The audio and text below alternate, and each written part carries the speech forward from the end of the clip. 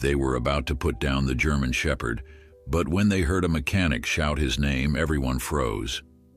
The metal door of Kennel 17 creaked open, and Dr. Sarah Palmer stepped inside, clipboard in hand. The German Shepherd pressed himself against the back wall, amber eyes tracking her every movement. His coat, once glossy black and tan, was now matted and dull. A fresh wound across his right flank had been hastily stitched, and an older injury had left his hind leg permanently damaged, causing an unmistakable limp. "Hey there, big guy," Sarah whispered, crouching down to his level. The dog's ears flattened against his skull as a low growl rumbled from his chest. It wasn't aggression, Sarah noted. It was fear, pure, undiluted fear. Sarah had been the head veterinarian at Riverdale Animal Shelter for 6 years. She'd seen thousands of animals come through these doors, abused, abandoned, neglected. But something about this German Shepherd struck a chord deep within her. Maybe it was the intelligence behind those wary eyes, or the way he maintained his dignity despite everything he'd endured. "I know," she said softly. "I know what they did to you wasn't fair." The dog had been brought in 3 days ago after being discovered at an illegal dogfighting operation. The police raid had freed 26 dogs, but only this one and a few others had survived their injuries. While his physical wounds could heal, his emotional ones ran much deeper. He hadn't eaten since arriving, refused to be touched, and showed signs of severe trauma. The shelter was already overcrowded, operating on a shoestring budget, and couldn't afford the extensive rehabilitation a dog like this would need. Which brought Sarah to her current task, the paperwork for his euthanasia, scheduled for tomorrow morning. She tried to swallow past the lump in her throat. After all these years, this part of her job had never gotten easier. The decision hadn't been made lightly. The shelter's behavioral specialist had evaluated him and determined he was too traumatized, possibly too dangerous for adoption. Resources were stretched thin, and there were dozens of highly adoptable dogs waiting for space. "I'm so sorry," she whispered, knowing the words were meaningless to him but needing to say them anyway. The dog's eyes never left hers, and Sarah couldn't shake the feeling that he understood exactly what was happening. Behind her, the main door to the kennel area swung open, pulling her attention away from the German Shepherd. Marcy, the front desk receptionist, poked her head through. "Dr. Palmer, there's someone here asking about one of the fighting ring dogs. Says he saw it on the news. I told him visiting hours were over, but he's being pretty insistent." Sarah sighed, rising from her crouched position. "I'll handle it. Can you finish the evening medications for me?" Marcy nodded, eyeing the German Shepherd warily as she moved toward the medication cart. The front lobby was quiet, evening sunlight slanting through the windows.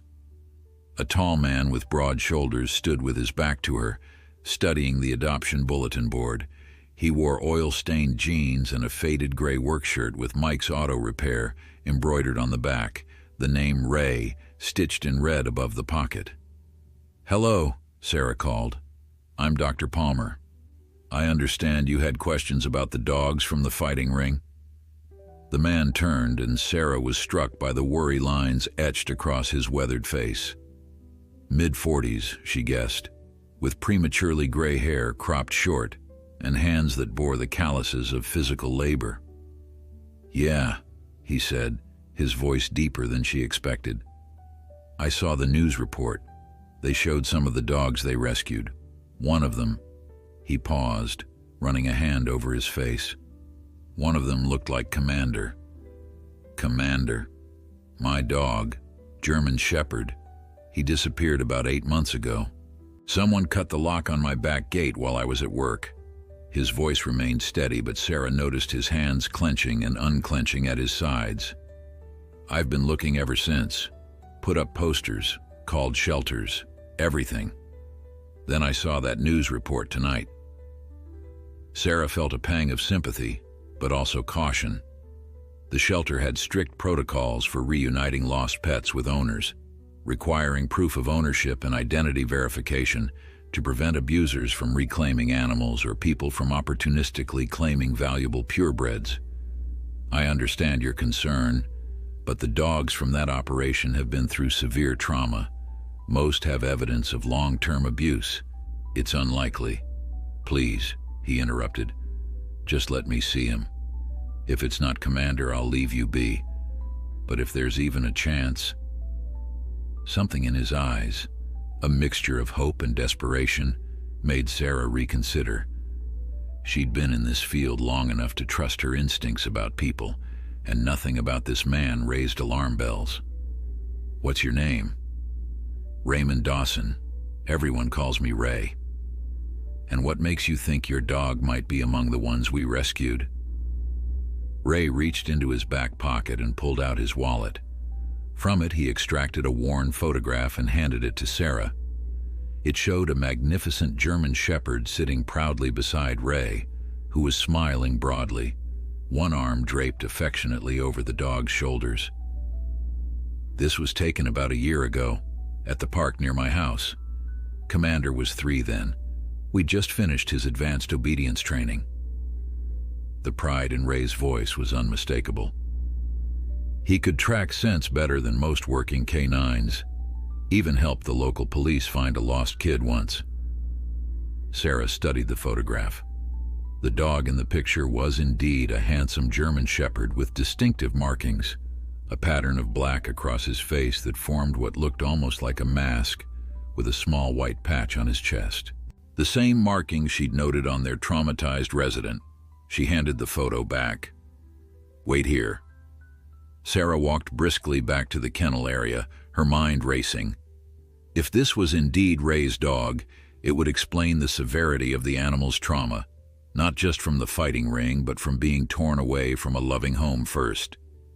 And if he truly belonged to someone who cared for him, who might be able to help him recover. She found Marcy finishing up the medications. I need to bring someone back to see the German Shepherd in 17. Marcy raised an eyebrow. The one scheduled for tomorrow? Why? There's a chance he might belong to someone. Really? Marcy looked surprised. Thought those fighting dogs were usually raised for it. Wouldn't have pegged him as somebody's pet. Let's find out. Sarah headed toward the front lobby, motioning for Ray to follow her. I need to warn you, if this is your dog, he's in rough shape. Physically and emotionally, he's been severely traumatized. Ray nodded grimly. I understand. He hasn't let anyone touch him since he's been here, and he's shown signs of aggression when cornered. For your safety, we'll maintain some distance. Whatever you say, Doc. They walked down the corridor to the kennel area, the antiseptic smell giving way to the more organic scents of the animals housed there. Most of the dogs barked as they passed, a cacophony of hopeful and anxious sounds that Sarah had long since learned to tune out. But the kennel at the end remained silent, its occupant watching their approach with wary vigilance. When they reached Kennel 17, Sarah positioned Ray where the dog could clearly see him, about 5 feet from the kennel door. Here he is, she said quietly. Ray stepped forward slowly, his breath catching in his throat as he took in the state of the dog, the matted fur, the visible ribs, the fresh wound on his flank. For a long moment he just stared, his expression unreadable. Then he dropped to one knee, bringing himself eye level with the animal. Commander, he said softly. The German Shepherd's ears, which had been flattened against his head, twitched slightly at the sound of Ray's voice. But he remained pressed against the back wall, his posture rigid with fear. Ray cleared his throat and tried again, his voice stronger this time. Commander, is that you, buddy? The dog's gaze remained fixed on Ray, but there was no clear sign of recognition. Sarah felt her heart sink. Maybe this wasn't his dog after all, or maybe the trauma had been too severe, wiping away all memory of his former life. I'm sorry, she began. Sometimes the damage from these situations... But Ray wasn't listening. Instead, he raised his right hand and made a sharp snapping sound with his fingers. Once, twice, 3 times in quick succession. The effect was immediate and startling. The German Shepherd's ears shot up, his head tilted to one side, and for the first time since his arrival at the shelter, his tail moved in a tentative half-wag. "That's right," Ray said, his voice thick with emotion. "You remember that, don't you? Always meant dinner time, didn't it?" The dog took one hesitant step forward, then another. His movements were stiff, guarded, but his eyes never left Ray's face. Ray remained perfectly still, letting the dog set the pace. Then, softly but clearly, he spoke a single word: "Commander." The name hung in the air between them for what felt like an eternity, and then, with a suddenness that made Sarah gasp, the German Shepherd lurched forward, pressing himself against the kennel door, whining with such raw emotion that Sarah felt tears spring to her eyes. The transformation was astonishing. Where moments before there had been a dangerous, traumatized animal, now there was a dog desperately trying to reach someone he clearly recognized. Ray moved to the kennel door, his hands trembling slightly. "Can I go in?" Sarah hesitated. Shelter protocol dictated that potentially dangerous dogs should only be handled by trained staff, but what she was witnessing defied all conventional wisdom. This was no longer a nameless, traumatized victim of a fighting ring. This was Commander, Ray's missing dog, clearly recognizing his owner despite all he'd been through. "Just be careful," she warned, unlocking the door. Ray nodded and slowly pushed the door open, crouching as he entered. "Hey, buddy," he murmured. "It's me."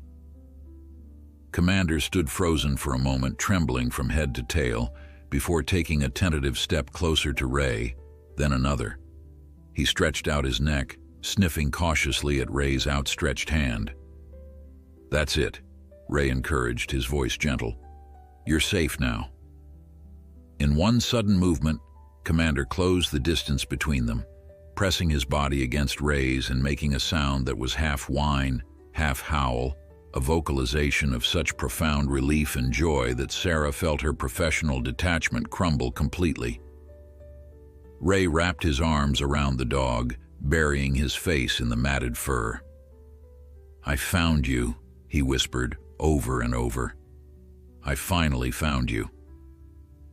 Sarah stood transfixed at the kennel door, watching the reunion unfold before her. The transformation in Commander was nothing short of miraculous. The aggressive, fearful dog she'd been ready to euthanize was now pressing himself against Ray's chest, whimpering softly, his entire body quivering with emotion. "I need to examine him," she said after giving them a few moments together. "And we'll have to verify your ownership before he can be released." Ray nodded without looking up, still stroking Commander's head with gentle, trembling hands. "Whatever it takes. I've got his microchip information, vaccination records, everything at home." Sarah crouched beside them, maintaining a respectful distance. "The fact that he recognizes you so clearly is a good start. But I want to be upfront with you, Ray. He's been through a lot. The physical injuries will heal with time, but the psychological trauma—" She trailed off, unsure how to convey the magnitude of what Commander had likely experienced. "I know." Ray's voice was steady, but his eyes, when he finally looked up at her, were bright with unshed tears. "But he's alive. 8 months ago, I thought I'd never see him again." Sarah felt a tug at her heart.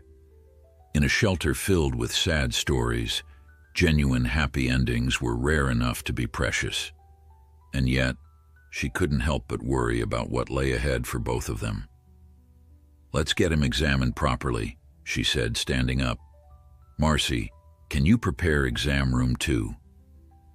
Marcy, who had been watching from a distance with wide eyes, nodded and hurried off. "Can you walk him, or should I get a carrier?" Sarah asked Ray. Ray looked down at Commander, who was still pressed against him but watching Sarah warily. "I think he'll walk with me." He made a soft clicking sound with his tongue. "Come on, Commander. Let's go get you checked out." To Sarah's amazement, Commander stood shakily and followed Ray out of the kennel, staying so close that his body brushed against the man's leg with each step. The dog's limp was pronounced, and he moved with the careful gait of an animal in pain, but the trust he showed in Ray was unmistakable. In the examination room, Sarah proceeded cautiously, explaining each step to both Ray and Commander before she made a move. The German Shepherd tensed when she approached with a stethoscope, but remained still, his eyes fixed on Ray for reassurance. His heartbeat is elevated, but that's to be expected given the circumstances, Sarah noted. I'm going to check his wounds now. As her hands moved gently over Commander's body, cataloging injuries both old and new, she felt a growing sense of anger toward whoever had subjected this magnificent animal to such cruelty. Besides the obvious recent injuries, the gash on his flank and various bite marks that spoke of forced fighting, there were older scars beneath his fur, evidence of systematic abuse. His ribs were prominent, his muscle tone diminished. The damage to his leg appears to be from an old injury that healed improperly, she explained, carefully manipulating the limb. Commander flinched, but didn't growl. It's causing him pain and limiting his mobility. With surgery and physical therapy, we might be able to improve it, but he'll likely always have some degree of lameness.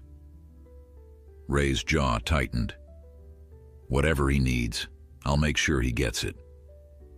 Sarah continued her examination, taking blood samples and checking for signs of internal injuries. We'll run these tests right away. I'm particularly concerned about potential kidney damage, given his dehydrated state. She paused, choosing her next words carefully. Ray, I should tell you, the shelter was planning to euthanize Commander tomorrow morning. Ray's hand, which had been steadily stroking Commander's head, froze. What? Why? His behavior has been extremely fearful and aggressive since he arrived. He wouldn't let anyone near him, wouldn't eat. Our resources for rehabilitation are limited, and our behavioral specialist assessed him as too traumatized for adoption. She met Ray's gaze directly. If you hadn't come in today. The implication hung in the air between them. Ray's expression hardened, but then softened as he looked down at Commander. Thank God I saw that news report, he said quietly. Sarah nodded. It seems like more than coincidence. She paused. I need to tell you something else. The police are building a case against the people who ran the fighting operation. Commander is technically evidence in that case. What does that mean? Ray's voice sharpened with concern. It means there's some paperwork and legal considerations. But given that you can prove he's your dog and that he was stolen from you, I don't anticipate problems with you taking him home. The bigger question is whether you feel equipped to handle his rehabilitation. Ray straightened, a determined set to his shoulders. Doc, I've spent every day of the last 8 months looking for him. I never gave up. I'm not about to start now, no matter what it takes. The conviction in his voice was so strong that Sarah found herself nodding. In that case, let me share what I know about helping traumatized dogs recover. She moved to a cabinet and pulled out several pamphlets. These are resources on post-traumatic stress in animals. Commander will need time, patience, and possibly professional behavioral therapy. Ray accepted the materials, glancing through them with a furrowed brow. It won't be easy, Sarah continued. He may have triggers that cause him to react fearfully or aggressively. He might have nightmares, anxiety, difficulty trusting new people or other animals. He's going to need a very structured environment with minimal stress. I live alone, Ray said. Small house with a fenced yard, quiet neighborhood. I can take time off work. I own the garage, so my schedule's flexible. Sarah nodded approvingly. That sounds like a good starting point. What about your experience with dogs, specifically with behavioral issues? Commander's my third German Shepherd. My second one, Rex, came from a bad situation. Not as bad as this, but he had trust issues. We worked through them together. Ray's eyes never left Commander as he spoke. I'm not an expert, but I know enough to follow professional advice and to be patient. Sarah found herself increasingly impressed with Ray. His calm demeanor and obvious devotion to Commander suggested he might indeed be the perfect person to help the traumatized dog recover.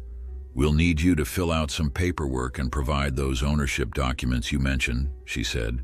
But assuming everything checks out, I think the best place for Commander right now is with you.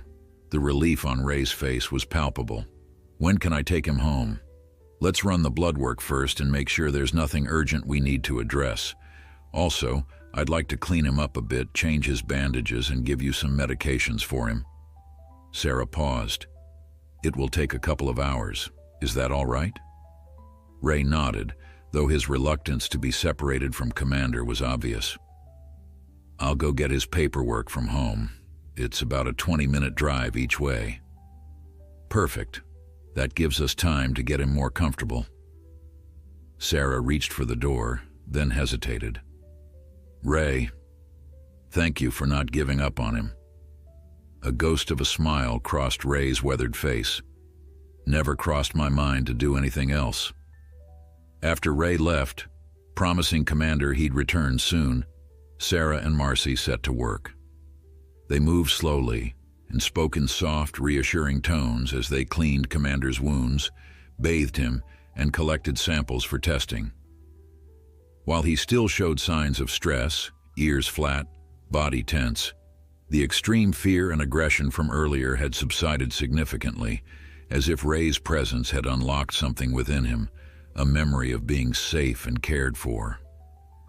It's like he's a different dog, Marcy commented as they finished bandaging his flank. I wouldn't have believed it if I hadn't seen it myself. Sarah nodded, her mind still processing the remarkable change. It just goes to show how powerful the bond between dogs and their people can be. Strong enough to survive even something as traumatic as what he's been through.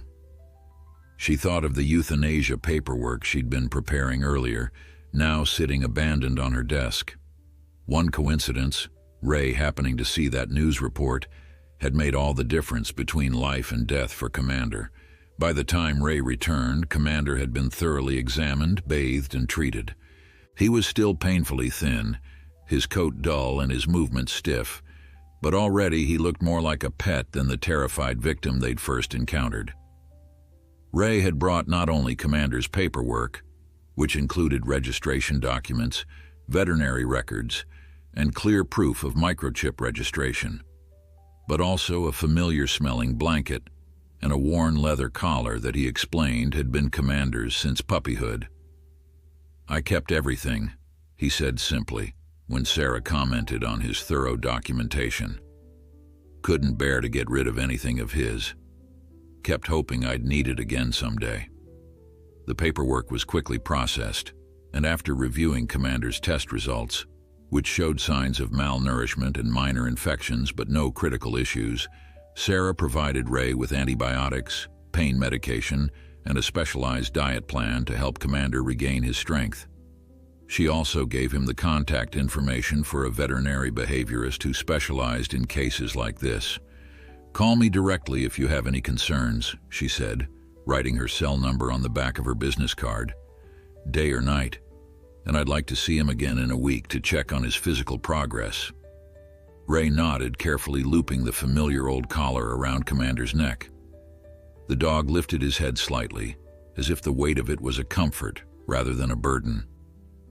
Ready to go home, buddy? Ray asked softly. Commander's tail, which had been tucked firmly between his legs for most of his stay at the shelter, lifted slightly and gave a tentative wag. It wasn't quite a happy ending yet, Sarah knew. The road ahead would be long and challenging for both of them. But as she watched them walk slowly out of the shelter together, Commander limping but pressing close to Ray's side, Ray adjusting his pace to match his dog's, she felt something she rarely experienced in her job, pure, uncomplicated hope. The drive home was quiet. Ray kept the radio off, windows up, creating a bubble of calm for Commander, who lay curled on a blanket in the passenger seat. Every few minutes, the mechanic would glance over, as if reassuring himself that his dog was really there, that this wasn't some cruel dream he'd wake from. Commander remained alert, his amber eyes darting nervously between Ray and the passing scenery, his body tense despite the familiar surroundings of Ray's old pickup truck. "Almost there, buddy," Ray murmured as they turned onto Cedar Lane, a quiet residential street lined with modest single-story homes. "Everything's just how you left it." That wasn't entirely true. After Commander's disappearance, Ray had made several changes to his property, installing a higher fence with concrete footings to prevent digging underneath, adding double-gate security locks, and even setting up surveillance cameras. The thought of someone brazenly cutting his lock and stealing his dog from his own backyard still made his blood boil 8 months later. He pulled into the driveway of a small gray house with neatly trimmed hedges and a detached garage. The porch light was on, illuminating the growing darkness as evening settled in. Ray cut the engine and turned to Commander. "We're home," he said softly. Commander's ears twitched, but he made no move to get up. Ray didn't rush him, remembering Dr. Palmer's advice about patience and allowing Commander to set the pace. After a moment, he carefully exited the truck and walked around to the passenger side, opening the door slowly. "Come on, boy," he encouraged, keeping his voice low and steady. "Let's get you inside." After a moment's hesitation, Commander gingerly stepped down from the truck, his movements stiff and cautious.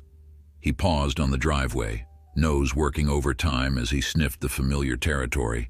For an instant, his tail lifted slightly, but then he pressed himself against Ray's leg, as if seeking protection from unseen threats. Ray moved slowly toward the house, matching his pace to Commander's halting gait. The journey from the truck to the front door, normally a matter of seconds, took nearly 2 minutes. At the porch steps, Commander balked, eyes darting nervously around the yard. "It's okay," Ray assured him. "Take your time." Eventually, with gentle coaxing, Commander ascended the 3 steps to the porch. Ray unlocked the door and pushed it open, revealing a tidy living room with worn but comfortable furniture. A large dog bed occupied the corner near the stone fireplace, and a basket of dog toys sat untouched beside it. Commander remained frozen at the threshold, trembling slightly as he peered into the house. Ray waited, not pushing or pulling, simply standing beside his traumatized friend. Finally, with painstaking caution, Commander stepped over the threshold, his nails clicking softly on the hardwood floor. Inside, Commander's behavior became even more heartbreaking. He moved with the wary vigilance of a wild animal in unfamiliar territory, hugging the walls, startling at small sounds, his head low and tail tucked. This was the same dog who used to bound through these rooms with joyful confidence, who would sprawl on the couch despite Ray's half-hearted protests, who knew every corner of this house as his domain. Ray watched with a mixture of sadness and determination. He'd known this wouldn't be easy, that Commander wouldn't simply snap back to his old self once he came home. The dog had endured 8 months of God knows what kind of treatment. Recovery would take time. "Look, buddy," Ray said gently, moving to the corner. "Your bed's still here. Same old spot by the fireplace." Commander approached cautiously, sniffing at the plush dog bed. Recognition flickered in his eyes, and he pawed at it tentatively before turning in a tight circle and finally settling down, his body still rigid with tension. "That's it," Ray encouraged. "You remember?" He moved to the kitchen, keeping his movements slow and deliberate, and filled a bowl with fresh water, placing it near Commander's bed. The dog watched every move, eyes tracking Ray with a mixture of hope and fear that squeezed at the mechanic's heart. "I'm going to make us some dinner," Ray explained, knowing Commander couldn't understand his words but hoping his calm tone would provide reassurance. "Dr. Palmer gave you special food, remember, to help you get strong again." He prepared the prescription kibble according to Sarah's instructions, mixing it with a small amount of warm water to enhance the aroma and make it easier on Commander's system. When he placed the bowl near the dog bed, Commander sniffed at it but made no move to eat. "That's okay," Ray said, hiding his concern. "It's been a big day. You eat when you're ready." Ray made himself a simple sandwich, eating it while seated on the floor near Commander's bed, rather than at the kitchen table. He kept his movements minimal, his voice soft when he spoke, creating an atmosphere of quiet normality. All the while, he was hyper-aware of Commander's every reaction, noting what seemed to comfort him and what caused the slight tensing of muscles that signaled fear. After dinner, he offered Commander a bathroom break in the backyard. The German Shepherd followed him reluctantly to the back door, but stopped short at the sight of the yard. His hackles rose, a low growl rumbling in his chest. "It's safe," Ray promised, stepping outside first to demonstrate. "New fence, new locks. Nobody's getting in without an invitation." Eventually, Commander ventured out just long enough to relieve himself before hurrying back to the safety of the house. Ray locked up carefully, making sure Commander could see him securing each lock, hoping somehow the dog would understand the message, "You're protected now." The evening stretched on quietly. Ray settled on the floor near Commander's bed with a book, reading aloud occasionally in a soothing voice. Around 9 o'clock, he noticed Commander's eyes beginning to droop, the day's stress and emotional exhaustion finally taking their toll. "You get some rest," Ray told him softly. "I'll be right here." Ray had planned to sleep in his own bed that night, leaving the living room door open so Commander could see him. But as the dog finally drifted into an uneasy sleep, twitching and whimpering with what could only be nightmares, Ray made a different decision. He grabbed a pillow and blanket from his bedroom and made a makeshift bed on the floor beside Commander. He couldn't erase whatever horrors his dog had endured, but he could be there when the memories surfaced. Throughout that first night, Commander woke several times, jerking awake with a startled yelp or a low, fearful growl.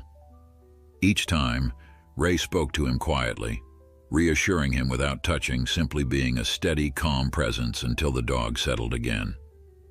By morning, Ray was exhausted but cautiously optimistic. Commander had made it through the night without any major incidents and had even briefly wagged his tail when Ray first stirred. Most encouraging of all, the dog's food bowl was empty. "Good boy," Ray praised gently. "You ate. That's a big step."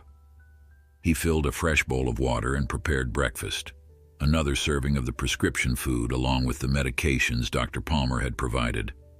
This time, Commander approached the bowl more readily, though he still ate with the wary efficiency of an animal accustomed to having food snatched away. After breakfast, Ray called the auto shop. Mike, his longtime employee and friend, answered on the second ring. "Mike's Auto Repair." "Mike, it's Ray." "Ray, did you find him? Was it really Commander at that shelter?" Ray felt a smile tug at his lips, the first genuine one in what felt like forever. "Yeah, it was him. I brought him home last night." "That's incredible." Mike's enthusiasm boomed through the phone, causing Commander to startle. Ray immediately lowered the volume. "Sorry about that, buddy," he murmured before returning to his conversation with Mike.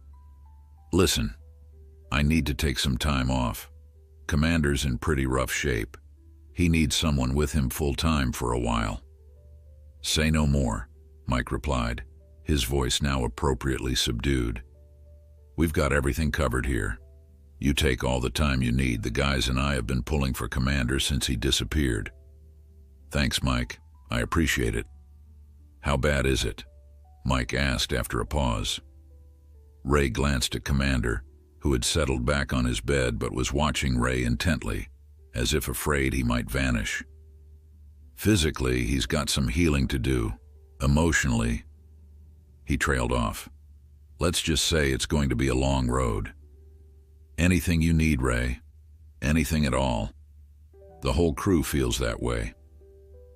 After ending the call, Ray settled on the floor near Commander's bed with the resource materials Dr. Palmer had provided.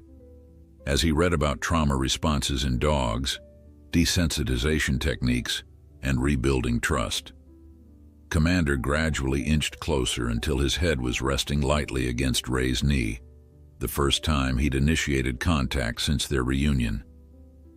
Ray froze, not wanting to break the moment with any sudden movement. Tears pricked at his eyes as he felt the weight of Commander's head against his leg, a small but profound gesture of trust from a dog who had every reason never to trust again. "We're going to get through this," Ray promised quietly, finally allowing himself the gentlest touch to the top of Commander's head. "One day at a time, buddy. We're going to get through this together." Commander sighed deeply, some of the tension leaving his body as he closed his eyes, not in sleep but in a moment of what looked almost like peace. Outside, the morning sun broke through the clouds, casting warm light through the living room window, illuminating man and dog in their quiet communion. Two souls finding their way back to each other after a long and painful separation. The next few days fell into a gentle rhythm. Ray moved slowly, spoke softly, and maintained a consistent routine that Commander could predict and rely on. Mornings began with medication and breakfast, followed by short, careful walks around the backyard. Afternoons were spent quietly together, Ray reading aloud or working on small projects while Commander dozed nearby, always keeping Ray within sight.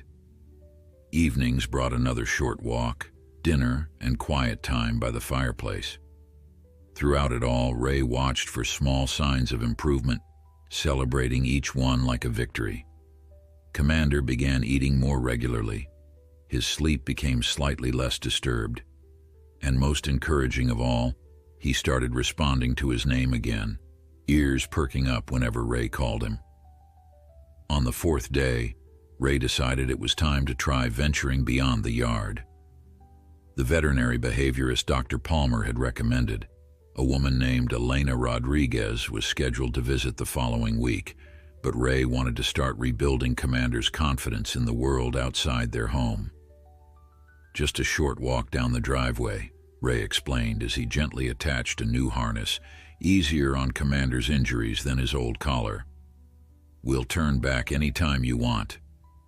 Commander stood rigidly as Ray fastened the harness, his eyes watchful but no longer panicked at being touched.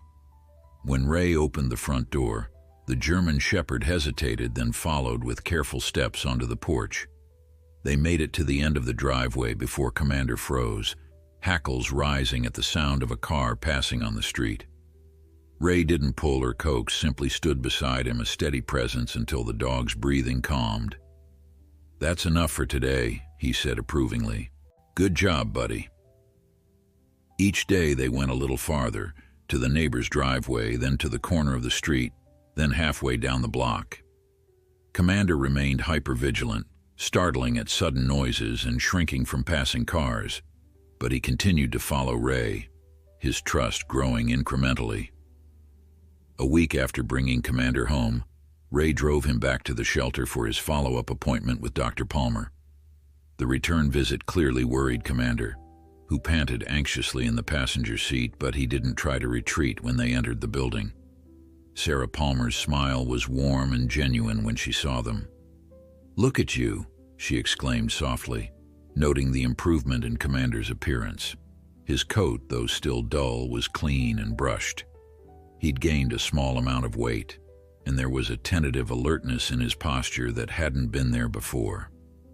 "He's doing better," Ray acknowledged, though the pride in his voice belied the modesty of his words. "Still has rough moments, but there's progress every day." The examination went more smoothly than Ray had dared to hope. Commander tolerated Sarah's touch with minimal stress, standing still as she checked his wounds and listened to his heart. His blood work showed improvement in his anemia and kidney function, though he still had a long way to go to full health. "You're doing an amazing job with him," Sarah told Ray as she updated Commander's chart. "I honestly wasn't sure how well he'd adjust to being home, given the severity of his trauma, but you've clearly created an environment where he feels safe. We take it one step at a time, Ray replied. Some days are better than others. Sarah nodded understandingly. That's normal with recovery from trauma. There will be setbacks along the way. The important thing is the overall trajectory. She looked at Commander with professional satisfaction. And his trajectory is definitely positive. Are you still meeting with Dr. Rodriguez next week? Yes, Monday morning. Excellent. She's the best in the field.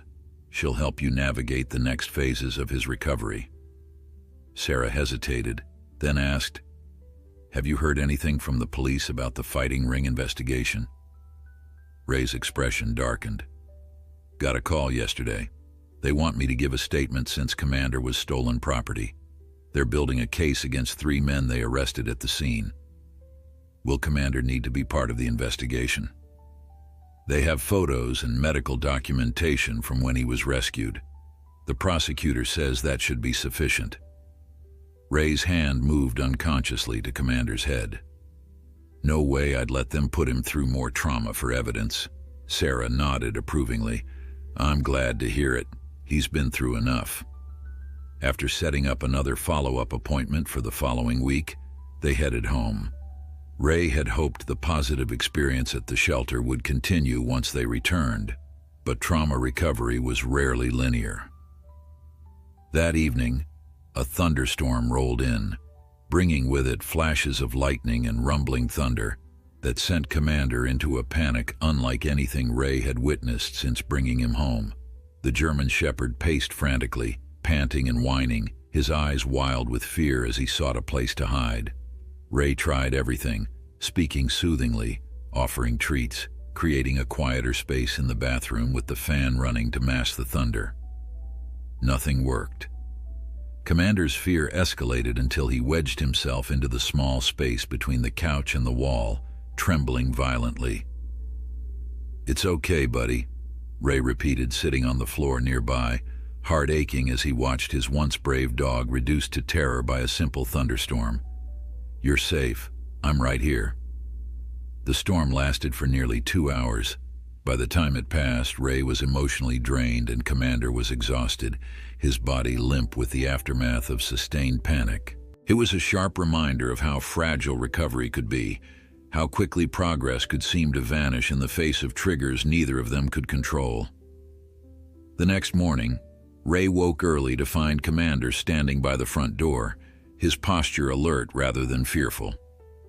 Taking it as a good sign after the previous night's setback, Ray quickly dressed and attached the harness for their morning walk. Outside, the world was washed clean by the storm, the air crisp and fresh. As they set off down the sidewalk, Ray noticed Commander walking with slightly more confidence, his head a bit higher, nose working actively to process the rain-fresh scents. They had nearly reached the end of the block when the screen door of a house across the street slammed shut with a bang.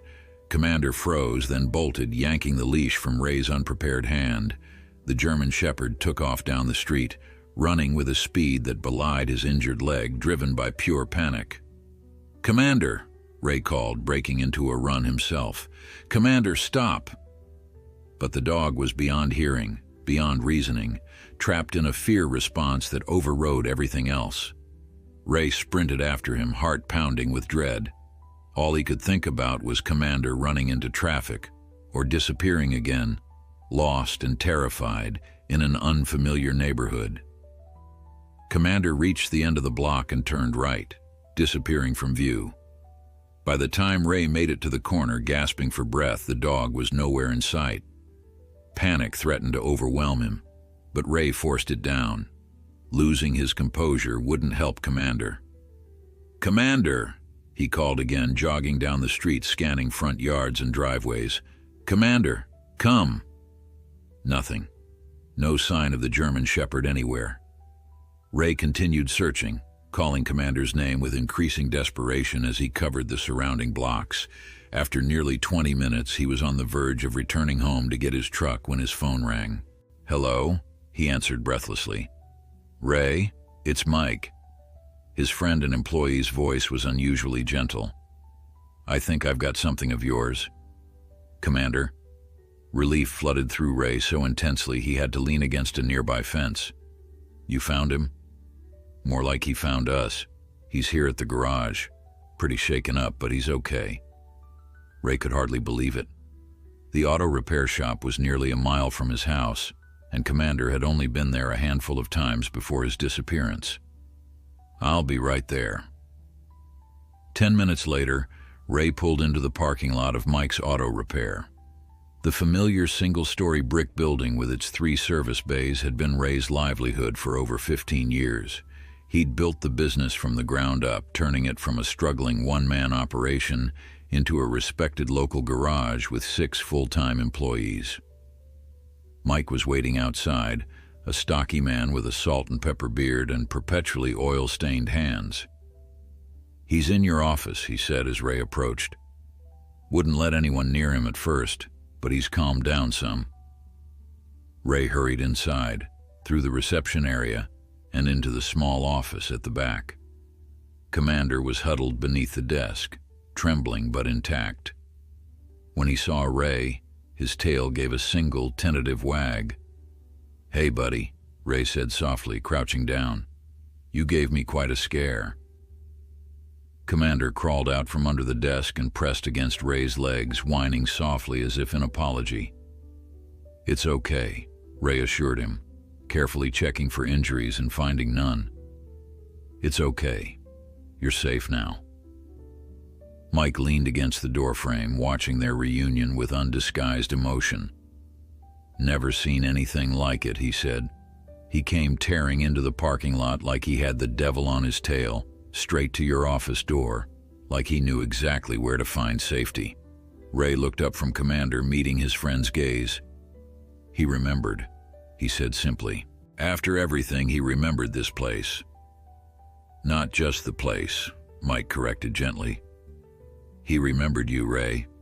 Where to find you when he was scared. That's something special, man. Something really special." The incident at the auto shop marked a subtle but significant turning point in Commander's recovery. Though he had been frightened enough to bolt, he had sought out a place he associated with Ray, rather than simply running aimlessly. It was, Ray thought, a sign of the German Shepherd's resilience, his ability to access positive memories even in the midst of panic.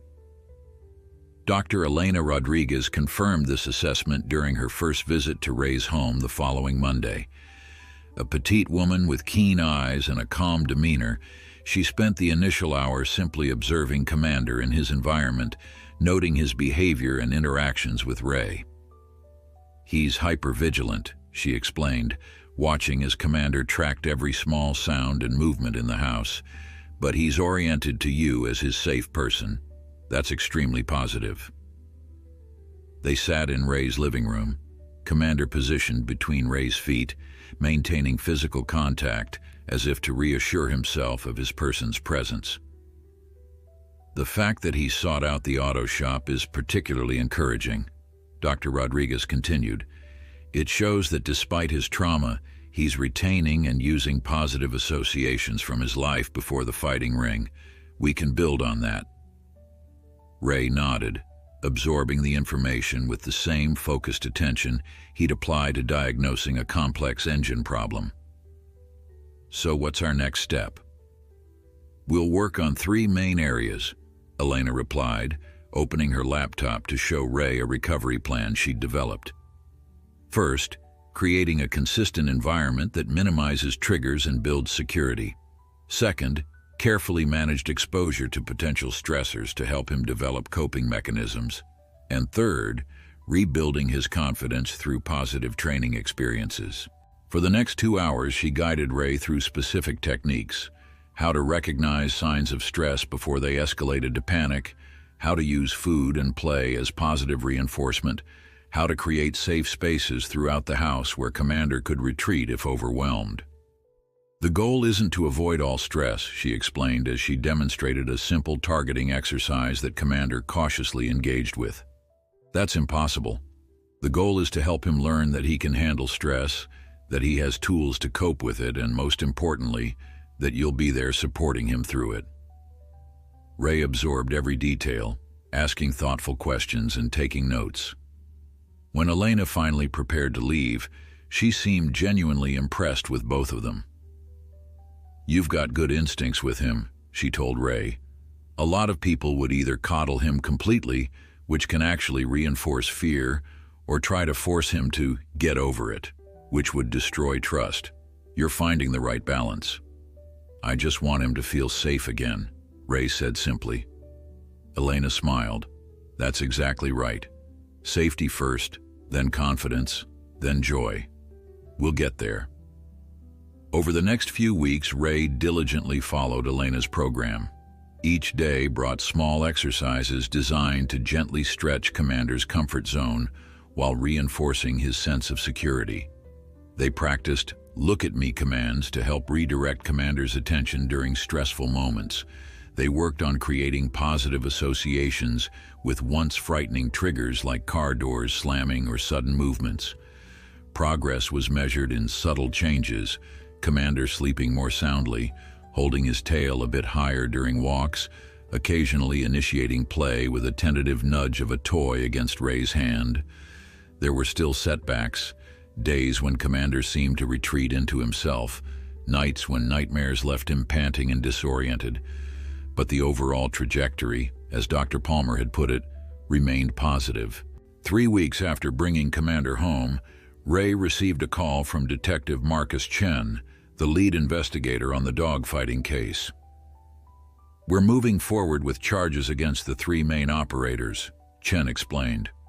"Multiple felony counts of animal cruelty, illegal gambling, possession of fighting dogs, the works.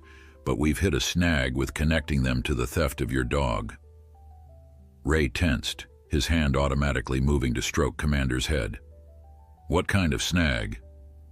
"No direct evidence linking them to the break-in at your property. They're claiming they purchased Commander from a third party and didn't know he was stolen." "That's bullshit," Ray said flatly. "Someone cut my lock and took him specifically. Commander wasn't wandering loose." "I believe you," Chen assured him. "But we need something concrete to add the theft charges. I was hoping you might have security footage or witness statements from when he disappeared." Ray's frustration mounted. "I installed security cameras after he was taken. Before that..." He trailed off, remembering the helplessness he'd felt coming home to find the gate open, Commander gone. "I understand. Well, we'll keep working the case. These guys are looking at serious time regardless." After hanging up, Ray sat in silence, the familiar anger simmering just below the surface. The thought of Commander's captors potentially escaping accountability for stealing him in the first place gnawed at him. Yet he knew that dwelling on anger wouldn't help Commander's recovery. The dog was too attuned to his emotions. As if sensing his mood, Commander pressed closer against Ray's leg, looking up with concern in his amber eyes. "It's okay, buddy," Ray assured him, making a conscious effort to relax. "We'll figure it out." Later that day, during their afternoon walk, Ray decided to extend their usual route slightly, turning down a street they hadn't explored together since Commander's return. The German Shepherd moved cautiously but steadily at Ray's side, his confidence growing with each successful outing. They were passing a small neighborhood park when Commander suddenly stopped, his posture alert rather than fearful. His nose worked overtime, sampling the air with obvious interest. Ray followed his gaze and saw a familiar figure sitting on a bench, Sarah Palmer, the veterinarian from the shelter, dressed in casual clothes rather than her usual scrubs. "Dr. Palmer," Ray called, watching carefully to ensure Commander wasn't stressed by the encounter. Sarah looked up, surprise and delight crossing her face as she recognized them. "Ray, Commander, what a coincidence." She remained seated, giving Commander space rather than approaching directly. "I live just around the corner. This is my usual reading spot on my days off." Ray moved closer, Commander keeping pace beside him, cautious but not fearful. "Day off, huh? Didn't know shelter vets got those, he joked mildly. Sarah laughed.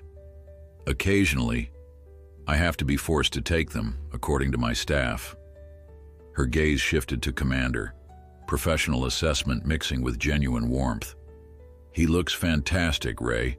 So much better than when I saw him at his checkup. It was true. Though still lean, Commander had gained enough weight that his ribs no longer protruded sharply. His coat had regained some of its luster, and he held himself with more confidence, his movement less tentative despite the permanent limp. "We're working through things," Ray said, unable to keep the pride from his voice, "taking it day by day." "May I say hello to him?" Sarah asked, her tone respectful of Commander's boundaries. Ray glanced down at Commander, who was watching Sarah with interest rather than apprehension. "Let's see. Stay there, and I'll bring him over." Ray guided Commander toward the bench, giving him freedom to approach or retreat as he chose. To Ray's quiet delight, Commander moved forward willingly, stretching his neck to sniff Sarah's outstretched hand. "Hello, handsome," she said softly. "Remember me? I'm the one who stuck you with needles and prodded all your sore spots." Commander's tail gave a tentative wag, and after a moment's consideration he stepped closer, allowing Sarah to gently stroke his head. The simple interaction, Commander voluntarily approaching someone other than Ray, felt momentous. Ray caught Sarah's eye over the dog's head and saw that she understood the significance too, her smile reflecting his own sense of quiet triumph. "I've got some good news," she said as Commander settled beside the bench, content to remain in their company. Two more of the dogs from the fighting ring have been successfully placed in rehabilitation homes, and the little brown mixed breed, the one who was so shut down she wouldn't even look at us, she's starting to respond to one of our volunteers. "That's great," Ray said sincerely. "I think about the others a lot. Wonder if they're getting the chance Commander is." Sarah nodded. "It's always touch and go with cases like these. Some recover, some don't. It depends on so many factors, their temperament before the trauma, the extent of the abuse, and perhaps most importantly, whether they find the right person to help them heal." Her gaze moved meaningfully between Ray and Commander. Some matches just seem meant to be. They talked a while longer, Sarah sharing updates about the shelter, while Commander gradually relaxed enough to lie down at Ray's feet, his vigilance easing to mere attentiveness. It was, Ray realized, the most normal social interaction he'd had since bringing Commander home, a simple conversation in a park on a pleasant afternoon. When they finally said goodbye, Sarah hesitated, then asked, "Would it be all right if I called sometime, just to check in on his progress, professionally speaking?" "Sure," Ray replied, surprised to find himself smiling more easily than he had in months. "Any time." As they walked home, Commander moved with a slightly lighter step, occasionally glancing up at Ray, as if checking that his person shared his cautious contentment. Ray found himself reflecting on Sarah's words about matches meant to be. He and Commander had found each other twice now, first as a lonely man and an eager puppy 8 years ago, and then again after the darkness of separation and trauma. Whatever lay ahead in Commander's recovery, whatever challenges they still faced, that bond remained unbroken. It was, Ray thought, something close to miraculous. The chance meeting with Sarah in the park marked the beginning of a new phase in Commander's recovery. The German Shepherd's willingness to approach her seemed to unlock something within him, a tentative openness that expanded over the following days.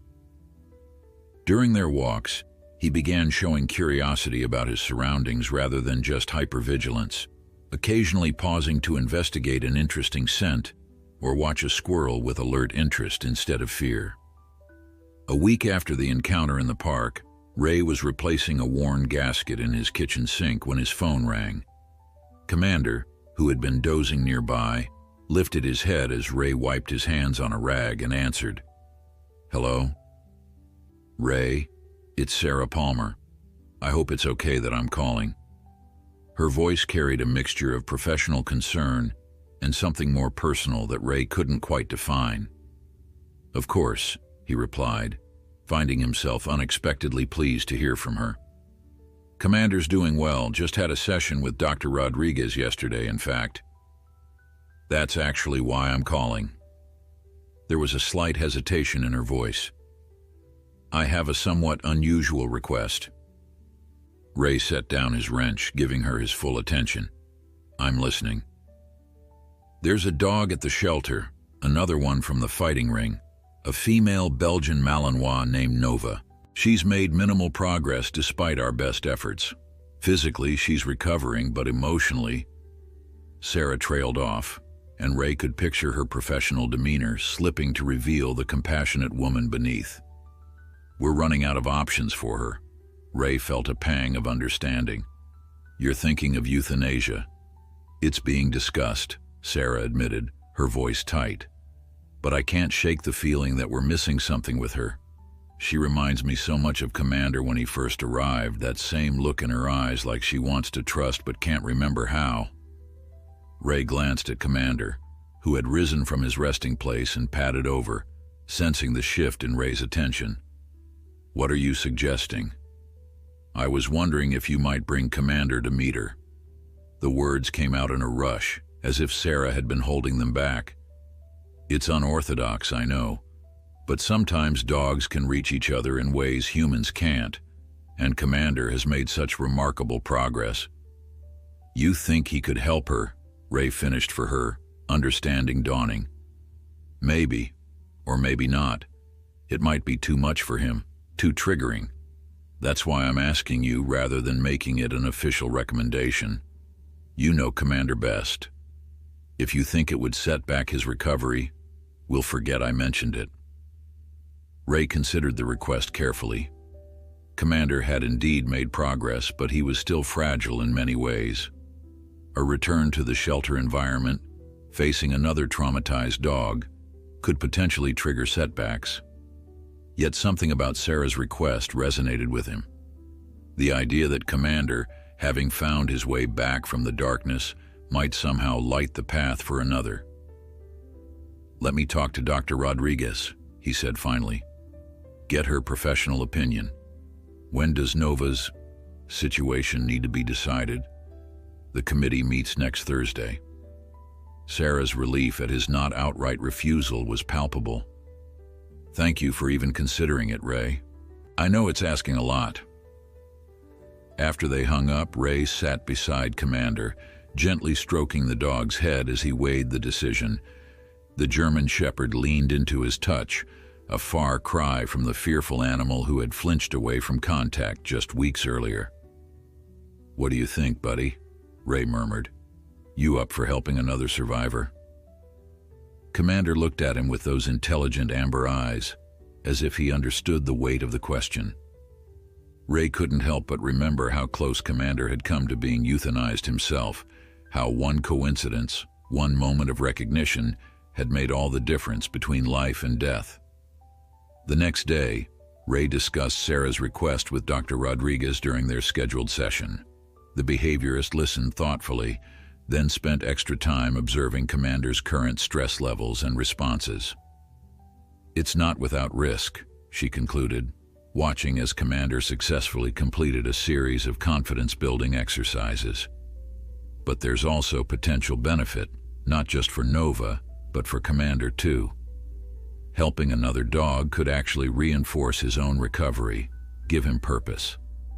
The key would be managing the introduction very carefully, keeping both dogs feeling secure throughout." With Dr. Rodriguez's cautious approval and a detailed plan for the encounter, Ray called Sarah back. "We'll do it," he told her. "Commander and I will meet Nova. Dr. Rodriguez wants to be present if that's all right." "More than all right," Sarah assured him, relief evident in her voice. "It's perfect, actually. The more professional support, the better." They arranged the meeting for Tuesday morning before regular shelter hours, when the environment would be calmer. Ray spent the days leading up to it paying close attention to Commander's emotional state, engaging in the calming exercises Dr. Rodriguez had taught them, and maintaining the structured routine that had helped the German Shepherd feel secure. When Tuesday arrived, Ray found himself almost as nervous as Commander seemed to be. The dog picked up on the change in routine immediately, his posture becoming more alert, ears constantly swiveling to catch every sound as Ray prepared for their outing. "It's okay, buddy," Ray assured him, attaching the harness with gentle hands. "We're just going to meet someone. I'll be with you the whole time." Commander looked up at him, trust evident despite his anxiety. That trust was what convinced Ray they were making the right decision. Commander now believed that Ray wouldn't lead him into danger, wouldn't abandon him to face threats alone. Dr. Rodriguez met them outside the shelter, her expression professionally composed but her eyes warm with approval as she assessed Commander's relatively calm state. "You've done an excellent job preparing him," she told Ray. "Let's take it slowly, one step at a time." Sarah was waiting just inside the entrance, dressed in her veterinary scrubs but with her hair loose around her shoulders rather than in its usual practical bun. Her face lit up at the sight of Commander walking confidently beside Ray, though the German Shepherd's body language became more guarded as they entered the familiar but potentially triggering environment. "Thank you for coming," Sarah said softly, addressing both Ray and Commander with equal seriousness. "Nova's in a quiet room away from the main kennel area. We've set everything up according to Dr. Rodriguez's specifications." She led them down a corridor to a room Ray hadn't seen during his previous visits. A comfortable space designed for adoption meetings with soft seating, toys, and a large window overlooking a small enclosed garden. Through the window, Ray could see a thin, tawny-colored dog lying motionless in a patch of sunlight, her head resting on her paws. "That's Nova," Sarah explained, following his gaze. "She's been with us for almost 2 months now, but we've made minimal progress. She allows basic handling for medical care but shows no interest in interaction, play, or food rewards. She just exists." Commander's attention fixed on the dog outside, his posture alert but not fearful. He looked up at Ray, then back at Nova, a small whine escaping him. "Let's move to the garden," Dr. Rodriguez suggested. "We'll bring Commander in first. Let him explore and feel comfortable. Then we'll see if Nova shows any interest." Following the behaviorist's guidance, they entered the garden area, keeping Commander on his leash but giving him freedom to investigate the space. He moved methodically around the perimeter, sniffing carefully at each bush and corner, cataloging scents with the focused attention of a dog reclaiming his confidence. Nova remained motionless as they entered, only her eyes moving to track their presence. Up close, Ray could see the evidence of her fighting past, scars across her muzzle, one ear partially torn, a missing patch of fur on her shoulder that would likely never grow back. But it was her eyes that struck him most deeply, dull, lifeless eyes that reminded him painfully of Commander's when he'd first found him at the shelter. "She's shut down completely," Sarah said softly, standing beside Ray as Dr. Rodriguez guided Commander around the garden. "It's like her spirit is gone." Ray nodded, understanding exactly what Sarah meant. He'd seen that same emotional withdrawal in Commander, that retreat to somewhere unreachable as a defense against unbearable pain.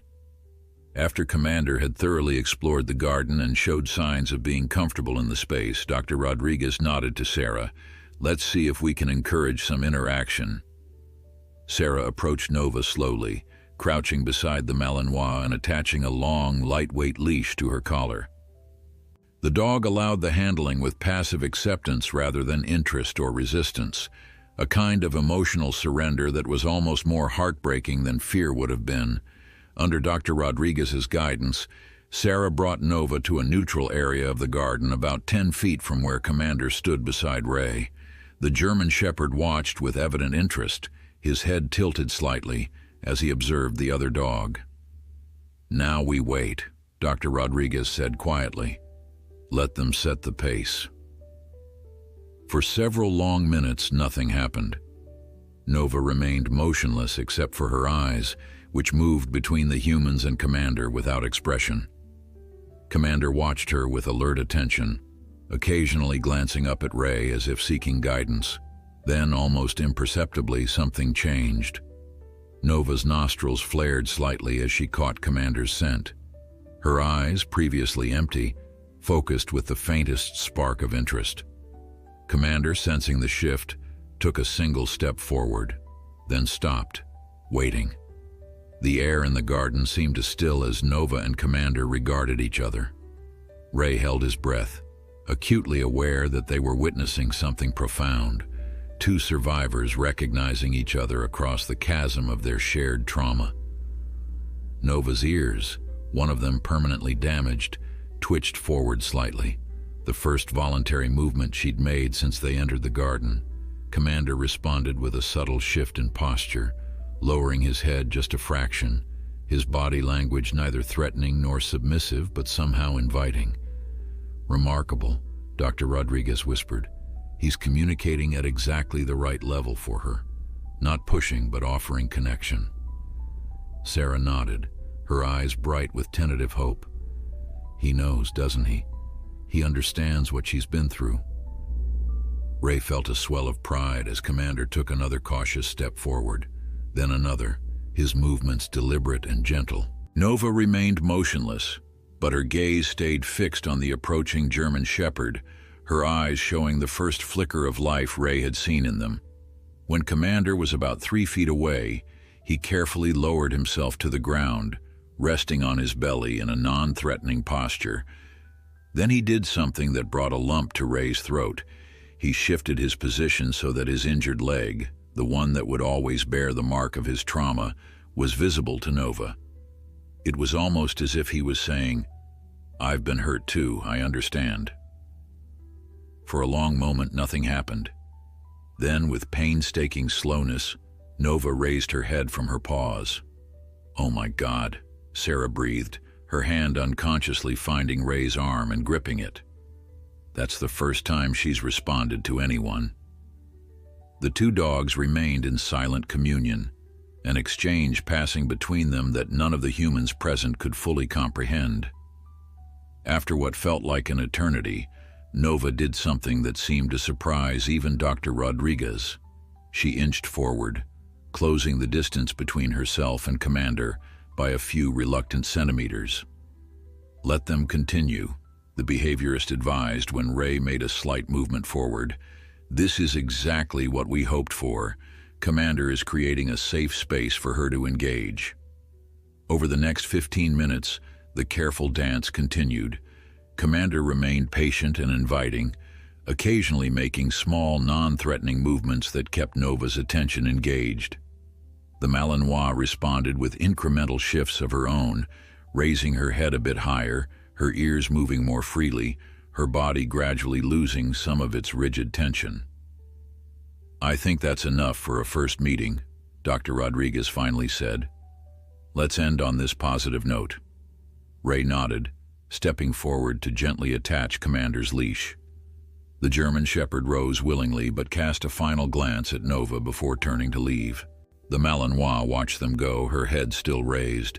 Something awakened in her previously lifeless eyes. Outside in the shelter parking lot, Dr. Rodriguez could hardly contain her professional excitement. "That was more successful than I could have hoped for," she told Ray. "Commander showed extraordinary sensitivity, like he intuitively knew exactly what Nova needed." "Will it make a difference?" Ray asked, looking to Sarah, who had followed them outside. "For her chances, I mean." Sarah's expression was a mixture of hope and caution. "It's definitely a positive sign. I can go to the committee with concrete evidence of responsiveness now, but one interaction won't be enough. She needs to continue showing progress." "We could come back," Ray offered, surprising himself with how quickly the words came, "if you think it would help." Sarah's face brightened. "Really? You'd be willing to do that?" Ray looked down at Commander, who seemed remarkably calm and centered despite the potentially triggering environment of the shelter. What do you think, buddy? Want to help Nova a bit more? Commander's tail gave a gentle wag, which Ray chose to interpret as agreement. They established a schedule, twice weekly visits during the shelter's quiet hours, each structured to gradually increase the duration and complexity of the interaction between the two dogs. Dr. Rodriguez would attend the first few sessions to provide professional guidance, then assess whether Sarah and Ray could continue on their own. Over the next 2 weeks, the changes in Nova were subtle but undeniable. She began to show interest in her surroundings, tracking movement with her eyes, occasionally investigating a scent or object in her environment. During the third session with Commander, she actually rose to her feet of her own accord when they entered the garden, taking several steps toward the German Shepherd before her courage faltered. By the fifth session, Commander and Nova were able to lie within a few feet of each other, sharing the same patch of sunlight in comfortable silence. Once, Nova even accepted a treat from Sarah's hand while Commander modeled the behavior first, showing it was safe. The committees decided to extend her evaluation period, Sarah told Ray after their 6th visit, her face glowing with vindicated hope. They've seen enough progress to justify continued rehabilitation instead of euthanasia. Ray felt a weight lift from his shoulders, one he hadn't fully acknowledged he was carrying. That's great news. It's all thanks to you and Commander, Sarah said, her eyes meeting his with warmth that made something stir in Ray's chest. You've literally saved her life. Commander did the hard work, Ray deflected, uncomfortable with the praise but pleased nonetheless. I just drove him here. Sarah shook her head, a small smile playing at her lips. You're too modest, Ray Dawson. What you've done with Commander's recovery, and now helping Nova, it's extraordinary. The shelter's head veterinarian had become a regular presence in their lives over the past weeks. Beyond the scheduled sessions with Nova, Sarah often called to check on Commander's progress or share updates about the other fighting ring survivors. Twice, she'd stopped by Ray's house to deliver specialized supplements for Commander's ongoing recovery, staying for coffee and conversation that stretched well beyond professional consultation. Ray found himself looking forward to these interactions more than he cared to admit. It had been a long time since he'd had someone to talk to about anything beyond car repairs and routine transactions. Sarah's passion for her work, her genuine empathy for animals and people alike, and her quiet perseverance in the face of often heartbreaking circumstances all resonated deeply with him. Commander seemed equally pleased with her visits, greeting Sarah with increasing enthusiasm each time she arrived. It was as if the German Shepherd had decided she belonged in their small circle of trust, a significant endorsement given his lingering wariness of most people. During their 7th session with Nova, Ray noticed something different in the Malinois' behavior, a new alertness, a tentative engagement with the world around her. When Commander initiated a gentle playbow, Nova actually responded with a hesitant movement of her own, a ghost of canine social behavior emerging from beneath the layers of trauma. "Did you see that?" Sarah whispered excitedly, instinctively grabbing Ray's hand as they watched from the bench. "I did," Ray confirmed, equally moved by the breakthrough but also distinctly aware of Sarah's hand in his, the simple human contact sending an unexpected warmth through him. They remained like that, hands clasped, as Commander and Nova engaged in what might generously be called play, a cautious, halting exchange of canine communication that nevertheless represented monumental progress for both dogs. Later, as they walked Commander and Nova side by side around the garden's perimeter, Sarah broached a subject that had clearly been on her mind. "Ray, I've been thinking about Nova's long-term prospects," she began carefully. "She's making progress, but finding the right adoptive home for a dog with her history will be challenging. She needs someone with patience, experience, and understanding of trauma recovery." Ray nodded, having thought the same thing himself. "Most people want a pet, not a project." "Exactly," Sarah agreed. Even well-meaning adopters might not be prepared for the setbacks, the specialized care she'll need. She hesitated, then continued with studied casualness. I've been considering adopting her myself. Ray glanced at her, surprised. You have? Sarah nodded.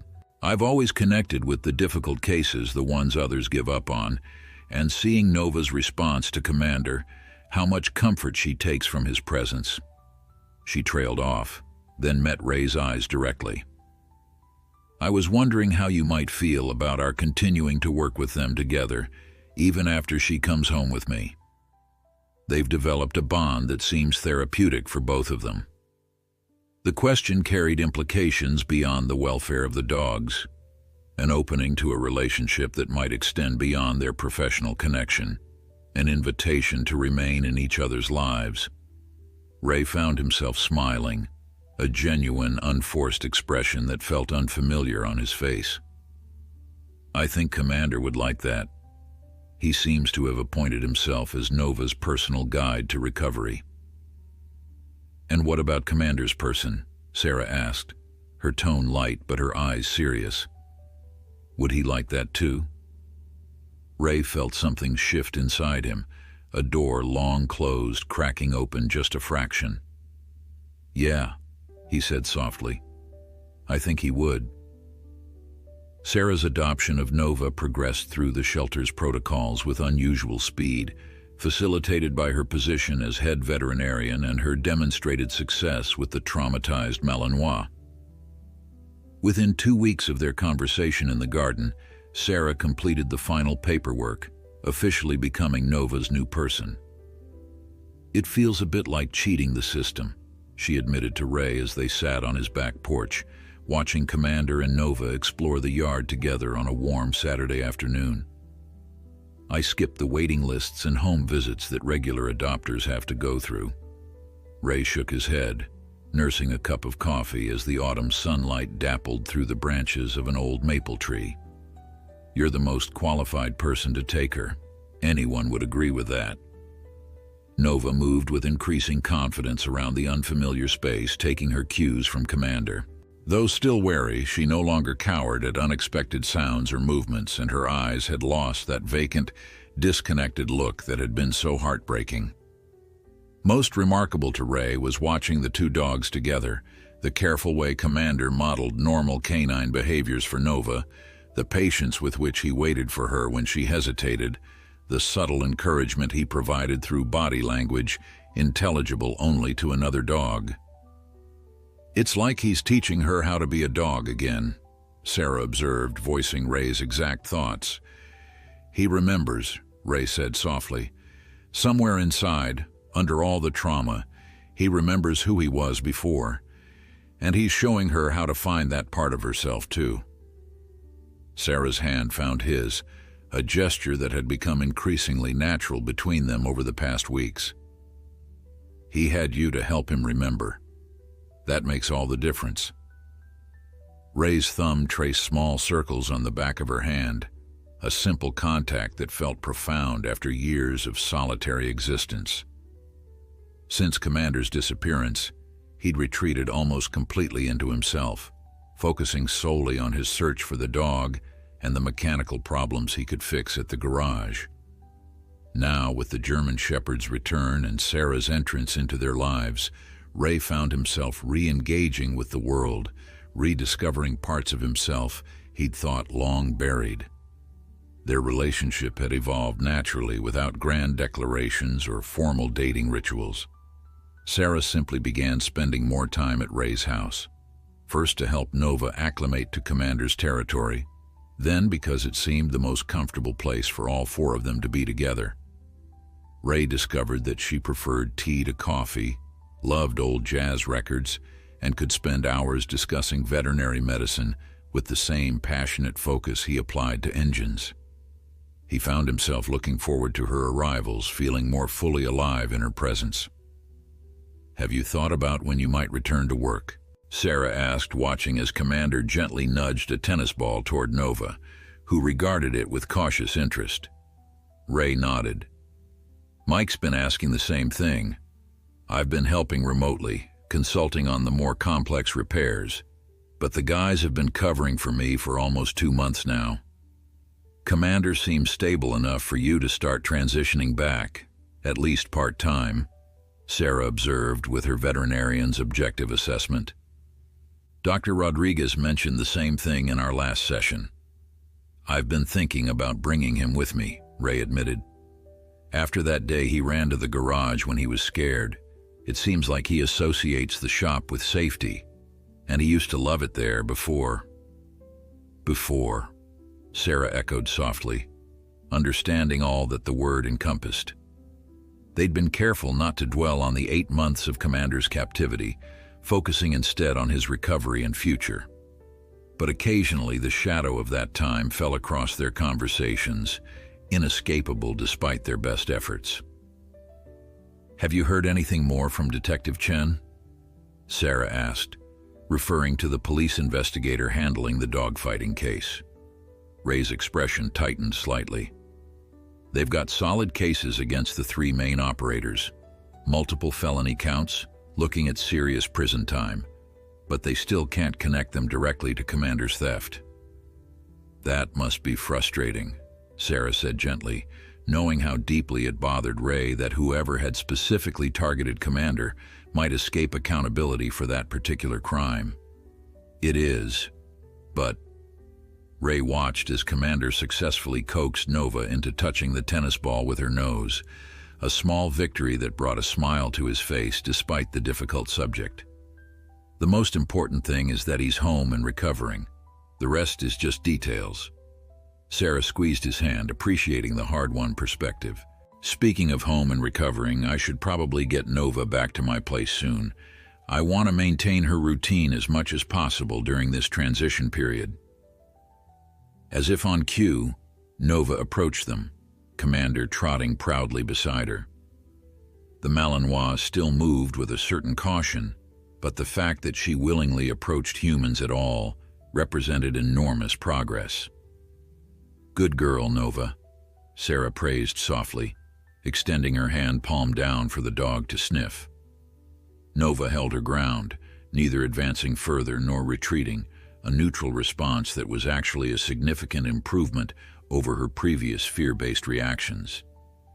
They gathered the dog's things, the special supportive harnesses Dr. Rodriguez had recommended for both Commander and Nova, the comfort items that helped ease Nova's anxiety in new situations, the medication that managed Commander's chronic pain from his improperly healed leg.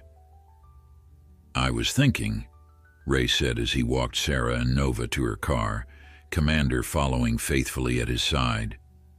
Maybe tomorrow we could take them to that dog-friendly trail by the lake? Dr. Rodriguez mentioned that exposing Nova to new environments in Commander's company would help build her confidence. Sarah's face brightened. I'd love that. I've been wanting to try some new experiences with her, but I've been hesitant to push too far too fast. Commander will help her, Ray said with simple confidence in his dog's abilities, just like he has been.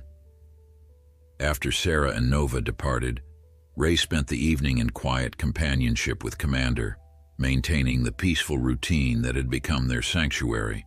They shared a dinner of baked chicken, plain for Commander, seasoned for Ray, watched part of a baseball game on television, and took a short evening walk around the neighborhood. To an outside observer, it might have seemed like the ordinary life of a man and his dog, with no hint of the extraordinary journey that had brought them to this point. Later, as Ray prepared for bed, his phone buzzed with a text message from Sarah. Nova actually ate from her bowl tonight without me having to sit on the floor with her. First time since I brought her home. Progress. Give Commander a thank you pat from us. Ray smiled, typing back, Will do. He says good job Nova in dog language. Looking forward to tomorrow. He was still smiling as he settled into bed, Commander in his customary position on the floor beside him. The German Shepherd no longer needed to be within touching distance at all times as he had in those first difficult weeks, but he still preferred to sleep where he could see Ray. We're doing all right, aren't we, buddy? Ray murmured, reaching down to give Commander that promised thank you pat. Commander's tail thumped softly against the floor, a contented sound that would have been unimaginable 2 months ago. Ray's thoughts drifted to the upcoming outing with Sarah and Nova. It wouldn't be a date exactly. Their focus would necessarily be on the dog's needs and reactions. But it represented something significant nonetheless. A conscious choice to build something new together, a shared future that acknowledged rather than erased their respective pasts. Just as he was drifting off to sleep, Ray's phone rang, the sound unexpectedly loud in the quiet bedroom. Commander lifted his head, instantly alert but not panicked, as Ray fumbled for the device. "Hello?" he answered, fighting back a yawn as he checked the time. 11:37 p.m. "Ray, it's Detective Chen." The police investigator's voice was tense, energized in a way that immediately banished Ray's drowsiness. "Sorry to call so late, but I thought you'd want to know right away. We got a break in the case." Ray sat up fully, switching on the bedside lamp. Commander rose as well, moving closer to the bed, picking up on the shift in Ray's energy. "What kind of break?" "One of the lower-level guys involved in the fighting operation decided to cooperate in exchange for reduced charges. He's given us some very specific information about how they acquired their dogs." Chen paused, then continued with careful precision. "Including Commander." Ray's heart rate accelerated. And he's named the person who stole Commander from your property. Someone you know, Ray. Someone who had access to information about your dog's training and value. A cold feeling settled in Ray's stomach as he processed the detective's words. "Who?" Chen's voice was grim. "James Weber, your former employee." James Weber. The name hit Ray like a physical blow. "James," he repeated, his voice hollow with disbelief. "But he worked for me for 3 years." "I know this is a shock," Detective Chen said, his tone sympathetic but firm. "According to our informant, Weber had gambling debts to one of the fighting ring operators. When they learned he worked for you, they pressured him to get access to Commander." Ray's mind reeled, struggling to reconcile the friendly, reliable mechanic he thought he knew with someone capable of stealing Commander, knowing full well the dog would be thrown into the brutal world of dogfighting. "Weber told them Commander was trained in advanced obedience and had exceptional drive," Chen continued. "Exactly the qualities they look for in potential fighting dogs. He knew your schedule, knew when you wouldn't be home, and had the mechanical skills to cut the lock cleanly." Ray's free hand curled into a fist, knuckles white with suppressed rage. Commander, sensing his distress, whined softly and pressed closer. "Have you arrested him?" Ray managed to ask. "Not yet. We're putting together the warrant now. I wanted to give you a heads up before we move on this." After ending the call, Ray sat motionless on the edge of his bed, the revelation reverberating through him like aftershocks from an earthquake. James had been more than an employee. He'd been someone Ray trusted, someone who had been in his home, who had played with Commander, who had even helped search for the dog in those first desperate days after his disappearance. The betrayal cut deep, intertwining with the rage Ray had carefully contained during Commander's recovery. He'd known that expressing anger around Commander could trigger the dog's anxiety, so he'd pushed it down, focused on healing rather than vengeance. But now it surfaced with volcanic intensity, threatening to overwhelm his hard-won composure. A wet nose nudged his clenched fist. Ray looked down to find Commander gazing up at him with concerned amber eyes, the dog's perception of his emotional state as accurate as any empathy detector. The German Shepherd huffed softly, then rested his chin on Ray's knee, a gesture of comfort that somehow penetrated the red haze of Ray's fury. "You're right," Ray whispered, consciously unclenching his fist to stroke Commander's head. "You're right. Revenge wouldn't undo what had happened to Commander. It wouldn't erase the scars, visible and invisible, that the dog would carry forever. What mattered now was the present, the bond they had rebuilt, the trust they had reclaimed from the ashes of betrayal. Ray took a deep breath, then reached for his phone again. There was only one person he wanted to talk to right now. Sarah answered on the third ring, her voice thick with interrupted sleep. "Ray, is everything okay?" "I'm sorry to wake you," he said, immediately regretting the late-night call. "It could have waited until morning." "No, it's fine," she assured him, sounding more alert now. "What's happened?" He explained Detective Chen's call, the revelation about James, the warrant being prepared. As he spoke, the mere act of sharing the burden with Sarah seemed to make it lighter, more manageable. "Oh, Ray," she said when he finished, "I'm so sorry. What a terrible betrayal." "I can't stop thinking about it," he admitted. "All those months I spent searching, posting flyers, checking shelters, and James was right there, pretending to help, knowing exactly what had happened to Commander." "It's understandable that you're angry," Sarah said gently. "Anyone would be." "It's more than anger," Ray said, struggling to articulate the complex mix of emotions roiling inside him. "It's like grief. Grieving for the friendship I thought we had, for all the time Commander lost, for the pain he suffered because someone I trusted chose to betray us."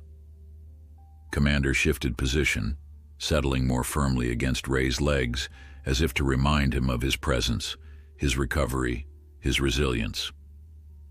"I know this is difficult to consider right now," Sarah said carefully, "but sometimes people make terrible choices when they're desperate. It doesn't excuse what James did. Nothing could. But gambling addiction can distort a person's thinking, their values, their very perception of right and wrong." Ray sighed, rubbing his temples with his free hand. "You sound like you're speaking from experience." There was a pause before Sarah replied. "My brother struggled with gambling for years, lost his marriage, nearly lost his relationship with his kids. He's in recovery now, but I've seen how it can warp someone's character, make them unrecognizable even to themselves." The personal revelation added another layer to Ray's conflicted emotions. "I'm still furious with James," he said finally. "I don't know if I'll ever be able to forgive what he did, but I'm trying to remember what you and Dr. Rodriguez keep saying about moving forward instead of staying trapped in the past." "That's all anyone can do," Sarah assured him. "And you're doing it remarkably well, Ray. Both you and Commander." They talked a while longer, the conversation shifting to their plans for the next day's outing, a normalcy that helped ground Ray amidst the turbulence of his thoughts. By the time they said goodnight, the sharp edge of his anger had dulled somewhat, tempered by Sarah's calm perspective and Commander's steady presence. Sleep came eventually, though it was restless and punctuated by vivid dreams. Ray woke early, feeling as though he hadn't slept at all, but determined not to let the revelation about James derail the progress he and Commander had made. They went through their morning routine: medication, breakfast, a short walk around the block. Commander seemed to sense Ray's lingering distress, staying closer than usual, occasionally looking up with an expression that seemed to ask if everything was all right. "We're okay, buddy," Ray assured him, making a conscious effort to project calm confidence despite the emotional turmoil still simmering beneath the surface. Sarah arrived mid-morning with Nova, both of them loaded down with supplies for their day at the lake. The Malinois still moved with an air of nervous caution, but she no longer pressed herself against Sarah's legs in constant terror. When she spotted Commander in the front yard, her ears perked up slightly, a subtle but significant sign of positive association. "You look tired," Sarah observed after greeting Ray with a gentle hug. "Rough night?" "Yeah," he admitted, helping her unload equipment from her car. "Kept thinking about James, about what I'd say to him if I could." Sarah nodded understandingly. "That's natural. You may actually get the chance, you know. If they arrest him today, there will eventually be a trial." Ray hadn't considered that possibility, that he might have to face James in a courtroom, testify about Commander's disappearance and the devastating impact it had on both their lives. The prospect was both daunting and somehow necessary, a potential closure to a chapter that had been left jarringly open. "One thing at a time," he said finally, turning his attention to Commander and Nova, who were engaged in their usual careful greeting ritual. "Right now, we've got 2 trauma survivors counting on us to show them a good day at the lake." The drive to Lake Armstrong took about 40 minutes, the dogs comfortably secured in the back of Ray's truck. Sarah sat in the passenger seat, occasionally glancing back to check on Nova, who seemed remarkably calm despite the unfamiliar journey. "She's taking her cues from Commander," Sarah noted, watching how he responds to determine if a situation is safe. Ray nodded, impressed yet again by the German Shepherd's natural ability to guide his fellow survivor. "He's a good influence." The trail they'd chosen was a gentle 1-mile loop around a small, secluded section of the lake, typically quiet on weekdays.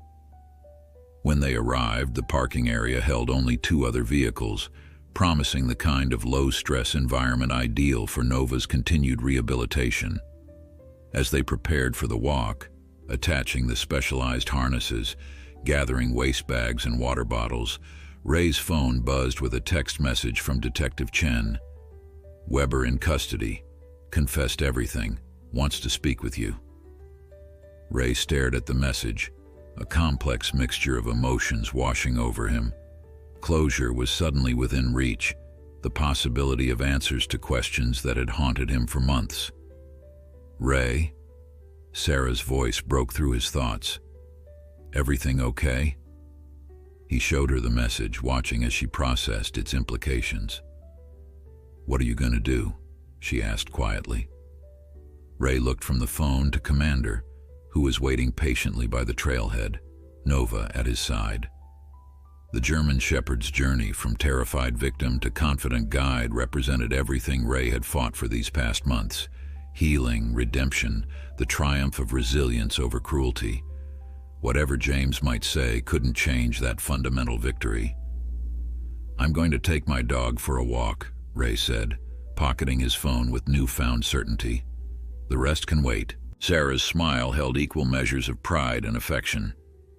"That," she said softly, "is the perfect answer." 6 months later, the first real snow of winter dusted Ray's backyard with a delicate layer of white. Commander stood at the sliding glass door, watching the falling flakes with alert interest, his breath fogging the glass. Behind him, Ray and Sarah sat at the kitchen table, coffee mugs warming their hands as they reviewed the final details for Commander's upcoming testimony. Not legal testimony, of course, though James Weber had indeed faced justice, pleading guilty to theft and animal cruelty charges in exchange for a reduced sentence. Ray had chosen not to meet with his former employee, finding that as time passed, his need for answers or confrontation had diminished. Whatever demons had driven James to betray him and Commander were James's to face alone. Ray's energy was better spent on healing. The testimony they were preparing for was of a different nature entirely. Commander had been invited to participate in a specialized therapy program at the local children's hospital, working with young trauma survivors. His journey from fighting ring victim to therapy dog was remarkable by any standard, but especially meaningful given how close he had come to euthanasia. "Dr. Patel's final evaluation looks great," Sarah said, reviewing the certification paperwork spread across the table. "She says Commander shows exceptional emotional intelligence with the trial patients." Ray nodded, pride evident in his face as he watched the German Shepherd, who had shifted his attention from the snow to Nova. The Belgian Malinois lay curled on a plush dog bed near the fireplace, still somewhat reserved, but now capable of genuine relaxation in the presence of her trusted companions. "He always knows which kids need him to be playful and which ones need him to be calm," Ray observed. "It's like he can read exactly what they're feeling." "Because he's been there," Sarah said softly. "He understands pain, fear, the struggle to trust again." That's what makes him so special as a therapy dog. The journey to this point had not been without setbacks. Commander still had occasional nightmares, still startled at certain sounds that triggered memories of his captivity. His injured leg bothered him in cold weather, and would for the rest of his life. But these wounds, physical and emotional, had become scars rather than open injuries, marks of survival rather than ongoing pain. "I need to finish packing," Sarah said, gathering the certification papers into a folder. "My flight's at 6 tomorrow morning." Ray nodded, though his expression revealed his mixed feelings about her upcoming trip. Sarah had been invited to present Nova and Commander's case at a veterinary conference in Colorado, a professional honor that recognized the groundbreaking work she'd done with traumatized fighting ring survivors.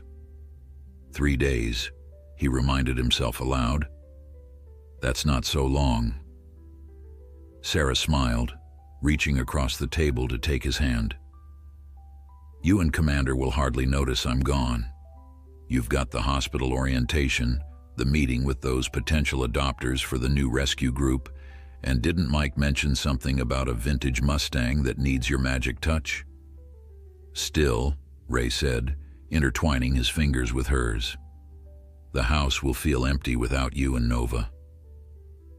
The words were simple but significant. Over the past months, the four of them had gradually become a unit, spending more time together than apart. First, it had been daily training sessions and shared walks, then weekend outings and quiet evenings. Eventually, Sarah's lease had ended, and it had seemed the most natural thing in the world for her to move her things into Ray's house, creating a home that belonged to all of them. "Well, you could always come with me," Sarah suggested, not for the first time. "Doctor Patel would cover for Commander at the hospital, and Mike could handle the garage for a few days." Ray hesitated, the old pull of routine and familiar surroundings warring with newer desires for adventure and experience. "Maybe next time," he said finally, "when it's not quite so soon after Commander's certification." Sarah nodded, understanding his reluctance. For all the progress Commander had made, Ray was still protective of the German Shepherd's stability, careful not to push too far too fast. It was one of the qualities she loved most about him, his unwavering commitment to Commander's well-being, his patience through every phase of recovery. "I should get his vest ready for tomorrow," Ray said, rising from the table. "Want to make sure he looks professional for his hospital orientation." As if understanding that he was the topic of conversation, Commander turned from the glass door and trotted over, pressing against Ray's leg in a gesture that had become his standard expression of affection.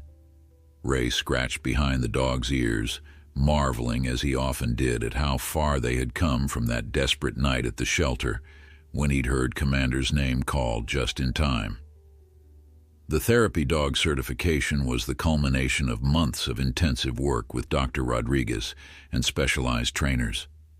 Commander had proven remarkably adept at the tasks required, perhaps because they drew on the same qualities that had helped him survive his ordeal: intelligence, resilience, and an extraordinary capacity for empathy, despite his own trauma.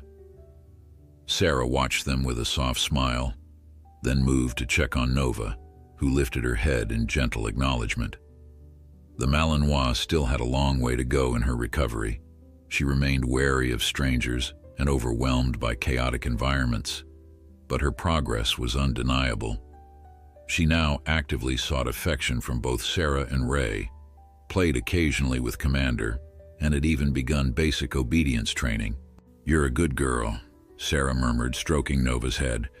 "Such a brave, good girl." Later that evening, as they prepared for bed, Ray found himself lingering at the bedroom window, watching the snow continue to fall in the soft glow of the porch light. Commander and Nova had settled on their respective beds, Commander near Ray's side, Nova close to Sarah's, the dogs breathing deep and even with contented sleep. Sarah joined him at the window, wrapping her arms around his waist and resting her head against his shoulder. Penny for your thoughts? Ray was quiet for a moment, trying to articulate the fullness in his heart. Just thinking about how different things could have been if I hadn't seen that news report, if I hadn't gone to the shelter that night. Sarah tightened her arms around him, understanding the weight of those alternate realities. Commander euthanized, Nova following the same fate, the two of them never meeting. "Do you believe in fate?" she asked softly. Ray had never been a particularly philosophical man, preferring the concrete realities of engines and tools to abstract concepts like destiny. But Commander's journey had challenged many of his assumptions about life, about healing, about connection. "I don't know," he admitted, "but I do believe in second chances, and third ones, if necessary." Sarah smiled against his shoulder. "That sounds about right." They stood in comfortable silence, watching the snow transform their yard into a pristine landscape of possibilities. Tomorrow would bring new challenges: Commander's first official day as a therapy dog, Sarah's presentation preparations, the ongoing work of recovery for both dogs. But tonight, in this moment of quiet communion, the future stretched before them with promise rather than uncertainty. "Come to bed," Sarah said eventually, pressing a kiss to Ray's cheek. "Early morning for all of us."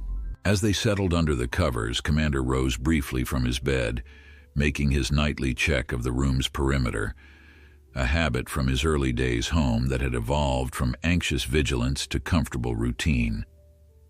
Satisfied that all was well, he returned to his bed, turning in a circle before lying down with a contented sigh. Ray reached out in the darkness, finding Sarah's hand and holding it gently. "I was thinking," he said into the quiet darkness, "maybe I will come with you to Colorado. Commander's ready. We all are." He felt rather than saw Sarah's smile. "Really?" "Really. We can make it a proper trip. The four of us." "The four of us," Sarah echoed softly. "I like the sound of that." Outside, the snow continued to fall, covering any remaining traces of the past with its silent, healing blanket. Inside, man and woman, Shepard and Malinois, slept peacefully, secure in the knowledge that whatever challenges tomorrow might bring, they would face them together, four survivors who had found in each other the strength to rebuild, recover, and ultimately thrive. As he drifted toward sleep, Ray's final conscious thought was of Commander on that first night at the shelter, terrified, wounded, scheduled for euthanasia, and the miracle of that moment of recognition when Ray had called his name. A single moment that had changed everything, setting in motion a journey of healing that had expanded to embrace not just Commander, but all of them. One name, called out just in time. One second chance that had led to countless others. One dog, saving not only himself, but in his own way, everyone fortunate enough to be part of his extraordinary journey home.